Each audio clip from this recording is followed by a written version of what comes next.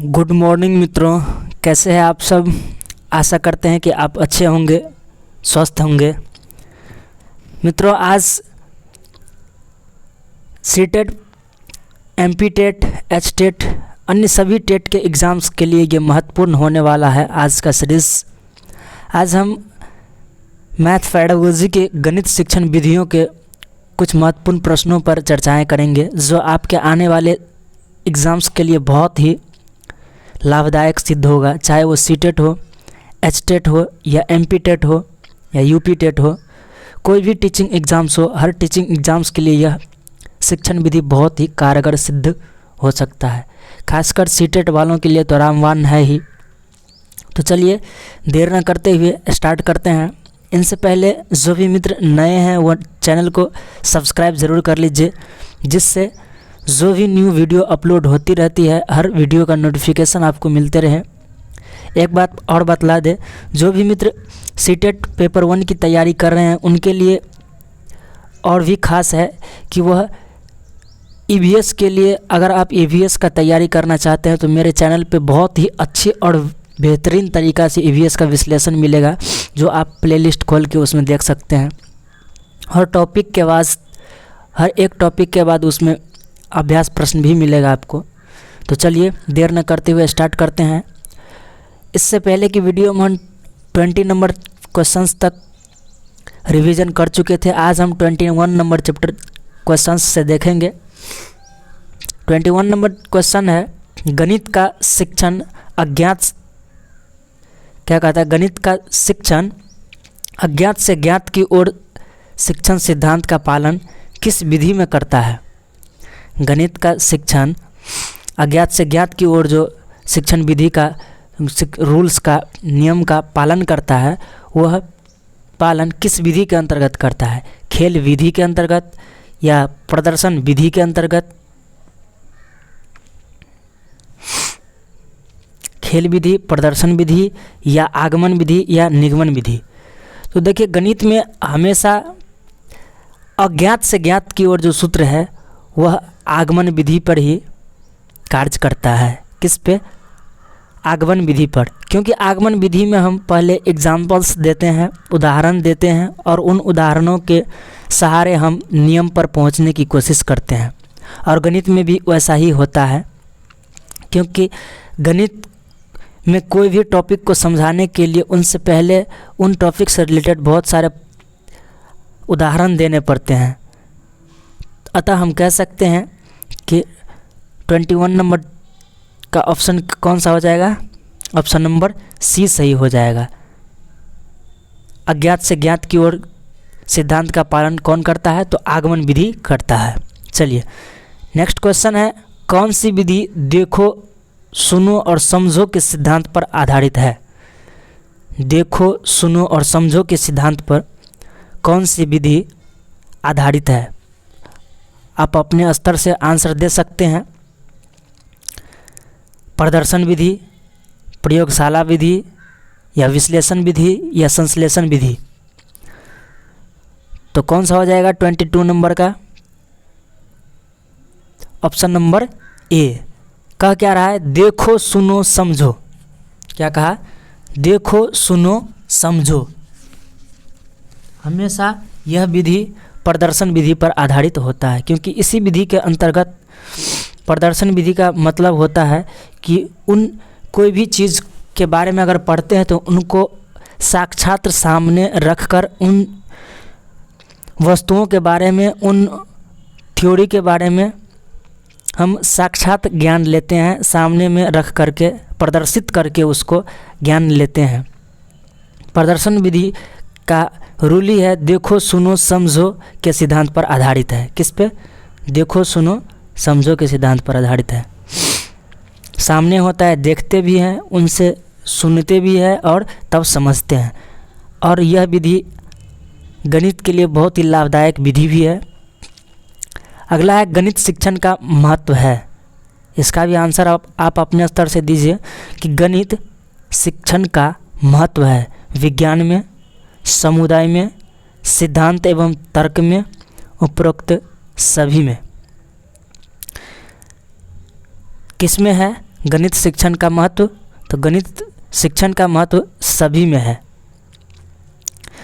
गणित शिक्षण का महत्व भौतिक शास्त्र में भी है, रसायन शास्त्र में भी है, विज्ञान में भी है, जीव विज्ञान में भी है, आदि महत्वपूर्ण विषयों में हर जगह इनका बहुत ही महत्वपूर्ण योगदान है। तो कह सकते हैं कौन सा हो जाएगा, ऑप्शन नंबर डी यहाँ उपरोक्त सभी हो जाएगा। अगला है 24 नंबर, आदर्श शिक्षा वह है जो बालक को डॉट डॉट के लिए योग्य नागरिक बनाने में सहायता प्रदान करता है। कहता है आदर्श शिक्षा कौन है, जो बालकों को डॉट डॉट के लिए अर्थात पाठ्यक्रम के लिए या पाठ्यपुस्तक के लिए, समाज के लिए, सहायक सामग्री के लिए नागरिक बनने में सहायता प्रदान करता है। तो कौन है, समाज। कौन सा होगा, आदर्श शिक्षा वो है जो हमें कहाँ मिले, आदर्श शिक्षा वह है जो हमें समाज में मिले। कहाँ, समाज में, जो बालक को समाज के लिए योग्य नागरिक बनाने में सहायता प्रदान करता है। आदर्श शिक्षा से समाज में एक सुसभ्य और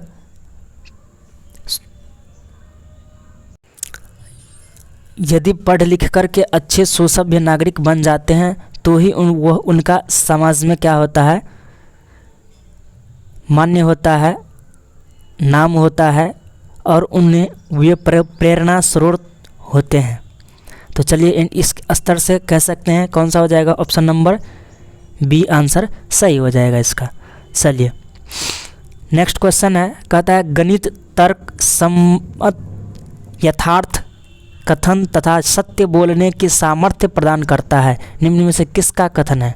ये देखिए रटने वाला है, परिभाषाओं को याद तो करना ही पड़ता है, पर आप 2-4 बार इनको पढ़िएगा, खुद ब खुद याद हो जाएगा। ये कहना था किसका, डटन का। किसका था, डटन का कहना था ये। और क्या कहे थे कि गणित तर्क सम्मत यथार्थ कथन तथा सत्य बोलने की, डट सत्य बोलना अर्थात सत्य का तथ्य, यहाँ यह इस स्तर से आप इसको प्रदर्शित कीजिए कि सत्य पे हम क्या रहते हैं, अडिग रहते हैं, डटे रहते हैं। हम यदि आंसर 2 नंबर का ये मान लीजिए 25 नंबर का ऑप्शन क्या होगा, सी होगा, तो सी ही होगा। हम क्या रहना चाहिए, हमें डटे रहना चाहिए, डटे रहना चाहिए। इस स्तर से भी आप याद रख सकते हैं, सत्य बोलना, सत्य बोलना। चलिए अगला है, बच्चे के पर्यावरण में जो वस्तुएं लुढ़कती या फिसलती हैं उन पर कक्षा में चर्चा शुरू करो। बच्चों को उनके आकार देखने में और यह समझने में कि कैसे कुछ वस्तुएं लुढ़कती है, फिसलती है, सहायता करें।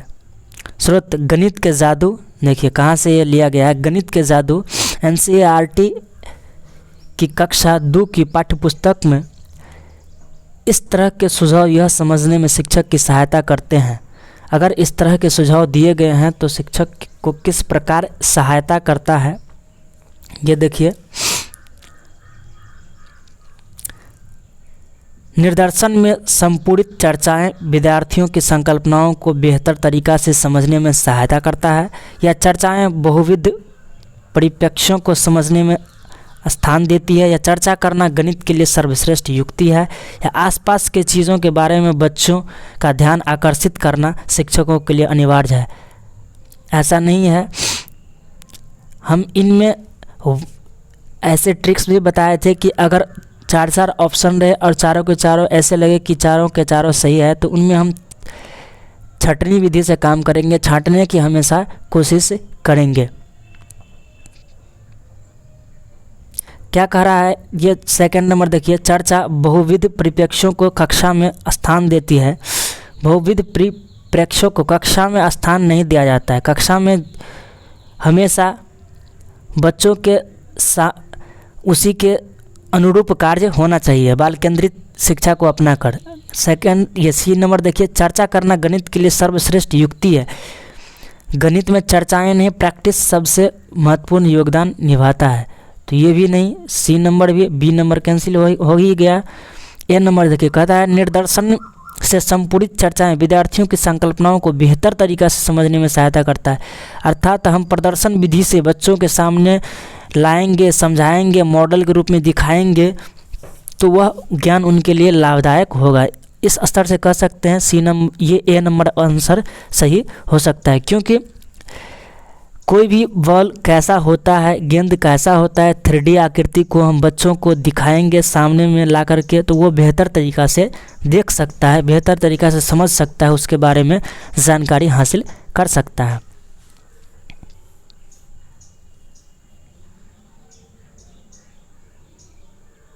चलिए नेक्स्ट क्वेश्चन देखते हैं।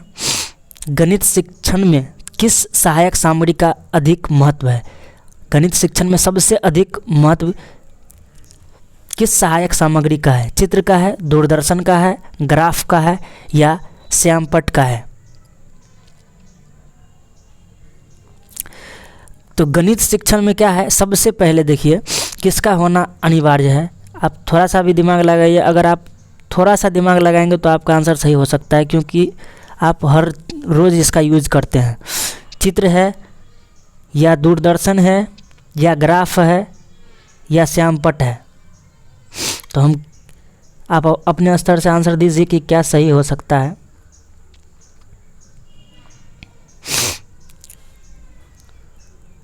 देखिए गणित में कोई ज़रूरी नहीं है कि चित्र होना बहुत ही आवश्यक है, या दूरदर्शन टेलीस्कोप होना ज़रूरी है, या मतलब टीवी वगैरह होना ज़रूरी है, या ग्राफ का होना ज़रूरी है। ग्राफ नहीं भी रहेगा तो सादा पेपर पे भी हम बना सकते हैं, लेकिन श्यामपट्ट के बिना हम कार्य नहीं कर सकते हैं।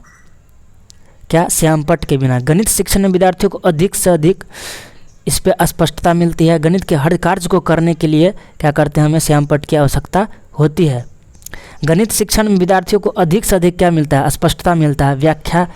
व्याख्यात्मक रूप देना पड़ता है, और उन व्याख्यात्मक रूप को प्रदर्शित करने के लिए, दिखाने के लिए, समझाने के लिए श्यामपट्ट का बहुत ही अधिक से अधिक प्रयोग करना पड़ता है, जिसके कारण हम कह सकते हैं कि इसका आंसर हो जाएगा ऑप्शन नंबर डी, श्यामपट्ट। गणित पूछा जा सकता है कि गणित शिक्षण में किस सहायक सामग्री का अधिक से अधिक महत्व है, तो श्यामपट्ट। कौन सा हो जाएगा? श्यामपट्ट।